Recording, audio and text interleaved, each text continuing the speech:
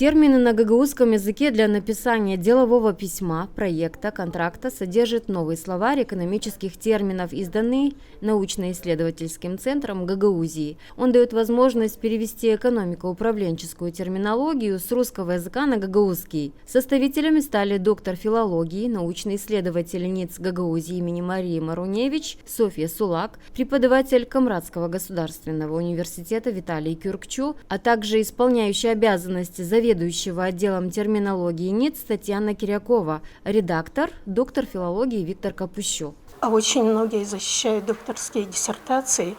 На кафедре гагаузской филологии есть, которые работают в разных направлениях, студенты проводят свои исследования.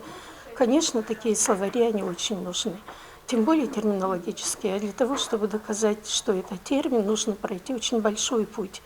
Дать ему дефиницию, доказать то, что конкретно относится к концепту термина самого. Словарь, он носит еще практический характер, потому что при его разработке были включены термины, которые касаются не только общей экономики, но также термины, связанные с анализом, с бухгалтерским учетом, с финансами.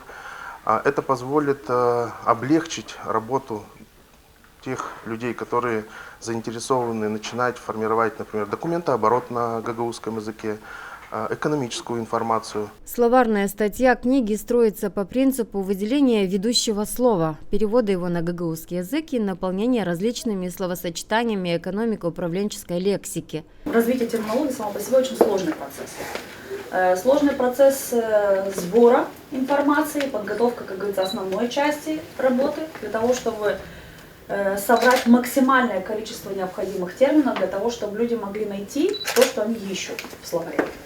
Второй вопрос, это, наверное, мы говорим очень важный, это перевод этих терминов на гагаузский язык, потому что на самом деле терминотворчество в гагаузском языке очень сложно происходит. При составлении словаря использовались материалы специализированных изданий по экономике и бизнесу, словари, монографии, а также источники управленческой и экономической информации. Светлана Димитрогла, Влад Табачук, Алексей Герчу. Новости ГРТ.